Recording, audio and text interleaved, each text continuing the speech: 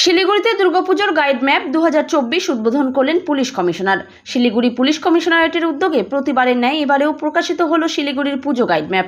এদিন শিলিগুড়ির মাল্লাগুড়িস্থিত police commissionerate আয়োজিত এই অনুষ্ঠানে উপস্থিত ছিলেন শিলিগুড়ির police commissioner C Sudhakar, traffic DCP Bishwachand Thakur, DCP east Rakesh Singh, DCP headquarter Tanmoy Sarkar সহ শিলিগুড়ি মেট্রোপলিটন পুলিশের সকল উচ্চপদস্থ কর্তারা।